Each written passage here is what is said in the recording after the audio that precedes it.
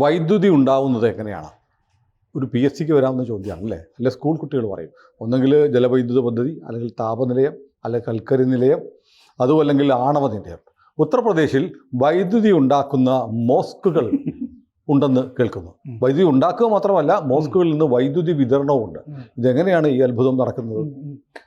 എനിക്ക് പെട്ടെന്ന് സുനിൽ പറഞ്ഞപ്പോൾ ഓർമ്മ വന്നത് ഈ തമിഴ്നാട്ടിലെ ചെന്നൈയില് ഈ ചിദംബരമൊക്കെ ആയിട്ട് ബന്ധപ്പെട്ട് എവിടെയോ ഈ എക്സ്ചേഞ്ച് വ്യാജമായിട്ട് ടെലഫോൺ എക്സ്ചേഞ്ച് മലപ്പുറത്തൊക്കെ ഇഷ്ടം പോലെ പിടിച്ചിട്ടുണ്ട്. വ്യാജ ടെലഫോൺ എക്സ്ചേഞ്ച് വീട്ടിൽ നിന്ന് പലർക്കും ഒക്കെ കൊടുക്കുന്നതൊക്കെ. ഇത് സമ്പലില് നമ്മുടെ മറ്റേ പള്ളി കേസുള്ള സ്ഥലം. അവിടെ ഈ വൈദ്യുതി മോഷണം അന്വേഷിക്കാൻ പോയപ്പോഴാണല്ലോ കുറെ ക്ഷേത്രങ്ങളൊക്കെ പൂട്ടിക്കിടങ്ങുന്നത് കണ്ടുപിടിച്ചിട്ട് അവിടെ വന്ദന ശർമ്മ എന്ന് പറഞ്ഞ ജില്ലാ മജിസ്ട്രേറ്റ് ഇതൊക്കെ തുറന്നു കൊടുക്കുകയൊക്കെ ചെയ്തത് അടുത്ത കാലത്ത്. അപ്പോൾ അവിടെ ലദാനിയ മോസ്കിൻ്റെ മുകളിൽ അനധികൃത വൈദ്യുതി വിതരണ സംവിധാനം ഇതിന്റെ ഭാഗമായി നടക്കുന്നത് കണ്ടുപിടിച്ചു. മോസ്കിൽ നിന്ന് വിതരണം ചെയ്യണം. 100 വീടുകൾക്ക് വൈദ്യുതി മോസ്കിൽ നിന്ന് വിതരണം ചെയ്തു. അവർ ഉൽപ്പാദിപ്പിക്കുകയാണ്, മോസ്ക് മോഷ്ടിക്കുന്നു. പൊതു സംവിധാനത്തിൽ നിന്ന് മോഷ്ടിച്ചിട്ട് അത്ഭുത കൃത്യങ്ങൾ വല്ലതും ചെയ്ത് വൈദ്യുതി ഉണ്ടാക്കിയിട്ട് പ്രാർത്ഥനയിലൂടെ ഉണ്ടാക്കി വിതരണം ചെയ്യുന്നതായിരിക്കും പറഞ്ഞു. അതായത് ഉത്തർപ്രദേശിലെ നമ്മുടെ KSEB പോലുള്ള ഇലക്ട്രിസിറ്റി ബോർഡിന്റെ മറ്റേ രാമർ പെട്രോൾ പോലെ കരുതിയ പിന്നെ വൈദ്യുതി വിതരണം ചെയ്യുന്ന മോസ്ക് എന്ന് പറഞ്ഞാൽ അങ്ങനെയല്ലേ കരുതാൻ പറ്റുള്ളൂ.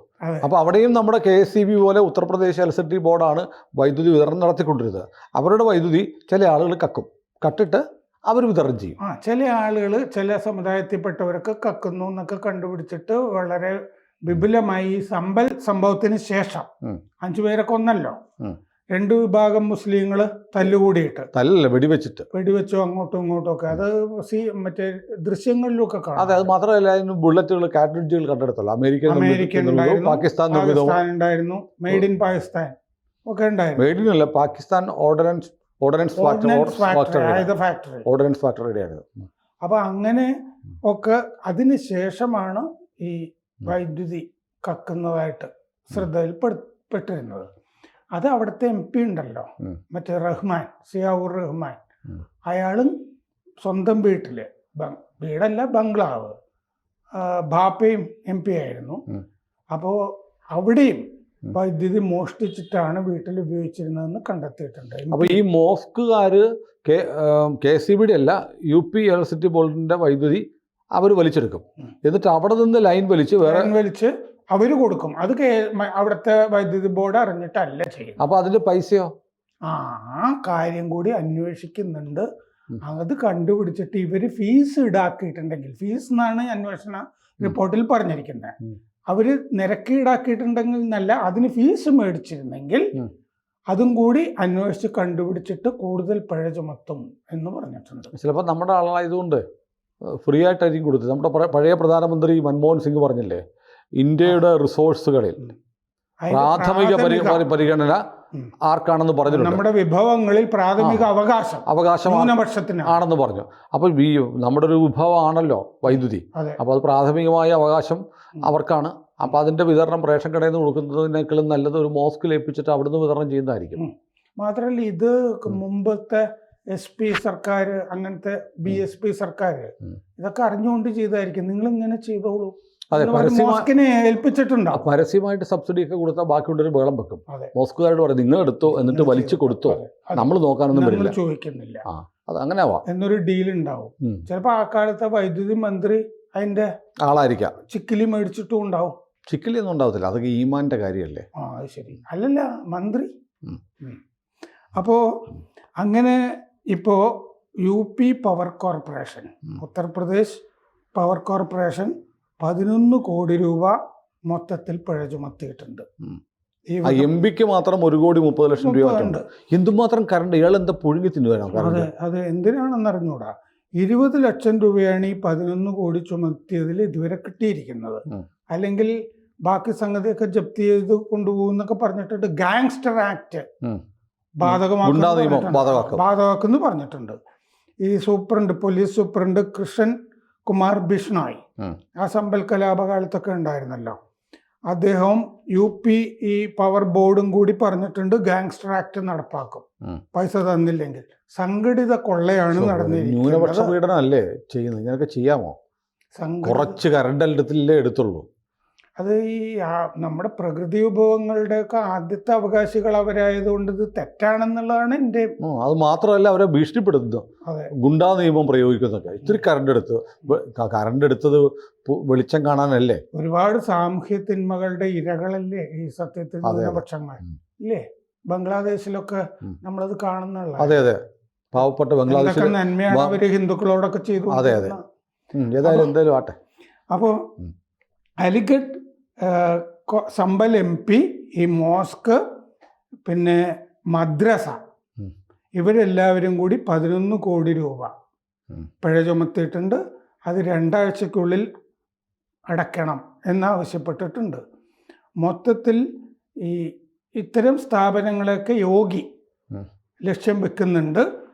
പിന്നെ ഈ നികുതി 24 കോടി രൂപയോളം ഇങ്ങനെ കൊള്ള വഴി നടന്നിട്ടുണ്ട് എന്നുള്ളത് ഇപ്പോൾ കണ്ടെത്തിയിട്ടുണ്ട് പ്രാഥമിക പരിശോധന. സമ്പൽ MP, മോസ്ക്, മദ്രസ ഇവരെല്ലാവരും കൂടി 11 കോടി രൂപ അടയ്ക്കാനാണ് ഉത്തരവ്. അലിഗഡ് കോർപ്പറേഷൻ ഈ നികുതി നോട്ടീസ് അലിഗഡ് സർവകലാശാലയ്ക്ക് കൊടുത്തിട്ടുണ്ട്. അവരും മോഷ്ടിക്കുന്നുണ്ട്. അലിഗഡ് സർവകലാശാല എന്ന് പറഞ്ഞാൽ പിള്ളേരെ പഠിപ്പിക്കുന്ന സ്ഥലമല്ലേ? ആണല്ലോ. അവിടെ മെഡിക്കൽ കോളേജ്, എഞ്ചിനീയറിംഗ് കോളേജ് എല്ലാം കൂടി അടങ്ങിയ ക്യാമ്പസ് അല്ലേ? ഒരു രാജ്യം തന്നെയാണ് അവിടെ. അപ്പോൾ അവർ ഈ വിദ്യാർത്ഥികളെ പഠിപ്പിച്ച് അവർക്ക് സർട്ടിഫിക്കറ്റുകളും ഒക്കെ കൊടുക്കുന്ന, കോഴ്സുകൾ നടക്കുന്ന സ്ഥാപനം തന്നെ കറണ്ട് മോഷ്ടിക്കുകയാണ്. അതെ, കൊള്ളാം. നമ്മുടെ ഇവിടുന്നുള്ള അബ്ദുൾ ജലീലോ മറ്റവിടെ രജിസ്ട്രാർ ആയിരുന്നല്ലോ മുമ്പ്, ഒരു സിനിമ നടൻ സത്താറ്. അദ്ദേഹത്തിന് അവിടെ നിൽക്കാൻ പറ്റില്ല, അദ്ദേഹത്തിനെ ഓടിച്ചു. അദ്ദേഹം മുസ്ലിം ആണെന്നൊക്കെ പറഞ്ഞ് അവിടെ ചെന്നതാണ്. അവിടുത്തെ മുസ്ലിങ്ങൾ പറഞ്ഞു, നീ മുസ്ലിം ഒന്നും അല്ലെന്ന് പറഞ്ഞ് അദ്ദേഹത്തെ പറപ്പിച്ചു എന്ന് എന്നോട് ഒരിക്കൽ അഹമ്മദ് മാഷ് പറയുന്നത് കേട്ടു. അവിടുത്തെ മുസ്ലിങ്ങൾ കേരളത്തിലെ മുസ്ലിങ്ങളെ അംഗീകരിക്കില്ല. അപ്പോൾ ഈ വടക്കേ ഇന്ത്യയിലെ മുസ്ലിങ്ങൾക്ക് വലിയ പ്രശ്നമാണെന്ന് പറഞ്ഞാണ് കേരളത്തിൽ കുറേ പേര് നിലവിളിക്കുന്നത്. ഇനി ഇവിടുത്തെ മുസ്ലിങ്ങൾ അറബി രാജ്യങ്ങളിൽ ചെന്നാൽ അവരും 2ാം തരക്കാരായിട്ടാണ് കാണുന്നത്. അതങ്ങനെയാണ് കാണുന്നത്. ഇവിടെ തന്നെ ഒരുപാട് അവാന്തര റാവുത്തർ, ലബ്ബ എന്നൊക്കെ പറഞ്ഞു. അപ്പോൾ 24.4 കോടി രൂപ 5 ദിവസത്തിനകം അലിഗഡ് മുസ്ലിം യൂണിവേഴ്സിറ്റി അടയ്ക്കണം. 24 കോടി രൂപ യൂണിവേഴ്സിറ്റി. അത് അടച്ചില്ലെങ്കിൽ 18 സ്വത്തുക്കൾ കണ്ടുകെട്ടും, ജപ്തി ചെയ്യും എന്ന് പറഞ്ഞു. അപ്പോൾ മോദി സർക്കാരിന്റെ ഫാസിസ്റ്റ് നടപടി എന്ന് പറയാം. അതാണ് നടന്നുകൊണ്ടിരിക്കുന്നത്. അലിഗഡ് മുസ്ലിം യൂണിവേഴ്സിറ്റിക്ക് അല്ലാത്ത നടപടികളും ഒക്കെ എടുക്കാൻ ആലോചിച്ചിരുന്നില്ലേ? കോടതി വിധിയൊക്കെ വന്നില്ലേ? ന്യൂനപക്ഷ പദവി എടുത്തു കളയാൻ 2017 മുതൽ അവിടെ കൊള്ള നടക്കുന്നുണ്ട്. അലിഗഡ് മുസ്ലിം യൂണിവേഴ്സിറ്റി മുനിസിപ്പൽ കമ്മീഷണർ ഈ അലിഗഡ് മുസ്ലിം യൂണിവേഴ്സിറ്റി രജിസ്ട്രാറുമായിട്ട് സംസാരിച്ചിരുന്നു. കഴിഞ്ഞ ദിവസം കൂടി കണ്ടിരുന്നു. അപ്പോൾ അലിഗഡ് മുസ്ലിം യൂണിവേഴ്സിറ്റി പറഞ്ഞു, ഞങ്ങൾക്ക് UGC ഗ്രാൻഡ് കിട്ടാനുണ്ട്, ആ ഗ്രാൻഡ് കിട്ടുമ്പോൾ അടയ്ക്കാം എന്ന് പറഞ്ഞു. അത് 15 ദിവസത്തെ പരിധിക്കുള്ളിൽ ചെയ്തോളണം. സമ്മതിച്ച് അത് ചെയ്തോളണം എന്ന് പറഞ്ഞിട്ടുണ്ട്. പക്ഷെ അതിൻ്റെ ഇടയ്ക്ക് ഗ്രാൻഡ് ഒന്നും കിട്ടുന്നൊന്നും ഉറപ്പില്ല. അപ്പോൾ കണ്ടുകിട്ടലൊക്കെ ആയിട്ട് പോകും. 22 സ്വത്തിൻ്റെ ഇതിനു മുമ്പ് അലിഗഡ് മുസ്ലിം യൂണിവേഴ്സിറ്റി അടച്ചിട്ടുണ്ട് ഇതുപോലെ നോട്ടീസ് കൊടുത്തപ്പോൾ. അപ്പോൾ പേടിയുണ്ട്. ഈ ഷാഹി ജമാ മസ്ജിദുമായിട്ടുള്ള കേസിലാണ് നവംബർ 24 സർവേക്ക് പോയപ്പോഴാണ് 5 പേരെ അവിടെ കൊലപ്പെടുത്തിയതും ഒക്കെ. 1400 FIR ഇട്ടിട്ടുണ്ട് അതുമായി ബന്ധപ്പെട്ട കേസിൽ. സെക്ഷൻ 135 ഇന്ത്യൻ അത് കഴിഞ്ഞിട്ടാണ് ഇന്ത്യൻ ഇലക്ട്രിസിറ്റി ആക്ട്, അതിൻ്റെ 135 അനുസരിച്ചിട്ടാണ് ഈ നോട്ടീസൊക്കെ കൊടുത്തത്. അപ്പോൾ സിയാവുർ റഹ്മാൻ ബർക്ക് ഇത്രയും ഈ പറഞ്ഞ പോലെ 1.5 കോടിയോളം രൂപ അയാൾ അടയ്ക്കാനുണ്ട്. രാത്രി അസാധാരണമായ ലോഡ്, പുലർച്ചെ ഡ്രോപ്പ്. ഇത് എങ്ങനെ സംഭവിക്കുന്നു ഈ മേഖലയിൽ എന്ന് ഉള്ള അന്വേഷണത്തിലാണ് ഈ വൈദ്യുതി കൊള്ള. രാത്രി ഒരുപാട് വീടുകൾക്ക് ഈ മോസ്കിന്ന് കൊടുക്കുകയാണ്. അപ്പോൾ വലിയ ലോഡ് വരുന്നു ആ മേഖലയിൽ മാത്രം. അങ്ങനെ അന്വേഷിച്ചിട്ടാണ് ഇത് കണ്ടുപിടിച്ചത്. അങ്ങനെയാണ് ഈ അനധികൃത കണക്ഷനുകൾ, വൈദ്യുതി കോർപ്പറേഷൻ കൊടുക്കാത്ത കണക്ഷനുകൾ അവിടെ പല വീടുകളിലും ഉള്ളതായിട്ട് കാണുന്നത്. MP യുടെ വീട്ടിൽ കൊള്ള നടന്നിട്ട് 1.9 crores 1.2 കോടി ഉം. രൂപയാണ് അയാൾ കൊടുക്കാനുള്ളത്. അപ്പോൾ ഈ അന്വേഷിക്കാൻ പോയ ആളുകളെ ഉം. ഈ MP-യുടെ ബാപ്പ മാംലുക് ഉർ റഹ്മാൻ ബർക്ക് ഭീഷണിപ്പെടുത്തി. ഇവിടെ അയാൾ ആ സമ്പലിലെ കൂട്ടക്കൊല കേസിലെ പ്രതിയല്ലേ? പ്രതിയാണ്. അയാൾ മുമ്പും MP ആയിരുന്നപ്പോഴും ഈ വക 1978 അതെ അതെ കലാപങ്ങള് ഹിന്ദുക്കൾക്കെതിരെ 186 പേര് കൊല്ലപ്പെട്ടത്. സൂത്രധാരൻ അയാളാണ്. അപ്പൊ അയാൾ ഭീഷണിപ്പെടുത്തി. കാരണം അയാളുടെ ശീലം അതാണ്. മുമ്പ് അയാൾ ഭരിച്ചിരുന്ന സ്ഥലമാണല്ലോ. അതുകൊണ്ടാണ് 22 മോസ്കും ഒരു പള്ളിയും ക്രിസ്ത്യൻ ചർച്ച് കണക്ഷന് ഇപ്പൊ അപ്ലൈ ചെയ്തിട്ടുണ്ട്. ഇത്രയൊക്കെ ചെയ്തു കഴിഞ്ഞപ്പോ ആരും മോശമല്ല. അപ്പൊ 22 മോസ്കുകള് അല്ലാതെയാണ് വൈദ്യുതി ഉപയോഗിച്ചിരുന്നത് എന്നാണ്. അല്ല, ഇതെന്ന് പറയുമ്പോൾ ചില ആളുകൾ ഇപ്പം നമ്മുടെ താഴെ വന്നിട്ട് പതിപോലെ ചീത്ത വിളിക്കാൻ പറ്റുന്ന ചില ആളുകളുണ്ട്. നമ്മളത് മൈൻഡ് ചെയ്യാറില്ല. പക്ഷേ നമ്മളിതൊരു വിഭാഗത്തിനെതിരെ പറയുന്നതല്ല. പക്ഷേ ഇത് നമ്മുടെ നാട്ടിൽ നടക്കുന്ന കാര്യങ്ങളാണ്. ഇത് പറയുമ്പോൾ ശരിക്കും ചെയ്യേണ്ടത് ഇങ്ങനെ ചെയ്യുന്ന ആളുകൾക്ക് ഇങ്ങനെ ചെയ്യാതിരുന്നുകൂടെ? അപ്പോൾ പിന്നെ എന്തിനാണ് പറയിപ്പിക്കാൻ വേണ്ടി ഇതൊക്കെ ചെയ്യുന്നത്? നമ്മൾ അങ്ങനെ അത് ആരും പറയത്തില്ല. ഇപ്പോൾ കഴിഞ്ഞ ദിവസം നമ്മൾ ഗുരുവായൂരൊരു സംഭവം ഉണ്ടായില്ലേ, ഒരുത്തൻ ഹാഷിം എന്ന് പറഞ്ഞ ഒരുത്തൻ ഒരു തുളസിത്തറയോട് ഒരു അശ്ലീലം കാണിച്ചു. അതിനെതിരെ അവൻ്റെ ഹോട്ടൽ ബഹിഷ്കരിക്കണമെന്ന് പറഞ്ഞ് സോഷ്യൽ മീഡിയയിൽ ഹിന്ദുക്കളായിട്ടുള്ള ആളുകൾ വലിയ ക്യാമ്പയിൻ നടത്തി. ഉടനെ തിരിച്ചു വന്നിട്ട് ഒരു പ്രത്യേക വിഭാഗത്തിലെ ആളുകൾ മുഴുവൻ എന്താണ് ഞങ്ങൾക്ക് ഇവിടെ സ്വാതന്ത്ര്യമില്ലേ, ഞങ്ങൾ ഇങ്ങനെ നടത്തും, നീയൊക്കെ അവിടെ പോയാൽ കഴിക്കുന്നില്ലേ, അറബി നാട്ടിൽ പോയാൽ കഴിക്കുന്നില്ലേ എന്നൊക്കെ ചോദിച്ചുകൊണ്ട് തിരിച്ചാക്രമണമാണ്. എന്നാൽ ഒരൊറ്റയാളെ പോലും ഞാൻ കണ്ടില്ല ഇയാൾ ചെയ്തത് മര്യാദകേടാണ് എന്ന് പറയുന്ന ഒരാളെ പോലും കണ്ടില്ല. നമ്മുടെ സമുദായമാണെങ്കിൽ ഇവൻ കാണിച്ചത് ചെറ്റത്തരമാണ് അത് പറയണം എന്ന് പറയാം. അതുകൊണ്ട് നിങ്ങൾ അടച്ച് ആ സമുദായത്തെ ആക്ഷേപിക്കരുത് എന്നല്ലേ പറയേണ്ടത്. അങ്ങനെ പറയണം. അങ്ങനെയുള്ള ആളുകൾ അയാളെ അടക്കി നിർത്തുകയും വേണം. അതാണ് വേണ്ടത്. അതല്ലാതെ ഞാൻ അതുമായി ബന്ധപ്പെട്ട് സോഷ്യൽ മീഡിയയിൽ കണ്ട പോസ്റ്റുകൾ FB-യിലാണേലും എവിടെയാണേലും ഇങ്ങനെ ഈ ഹോട്ടലിനെതിരെ ക്യാമ്പയിൻ നടത്തുന്ന രോഷം വരുമ്പോൾ ആളുകൾ ചെയ്യും.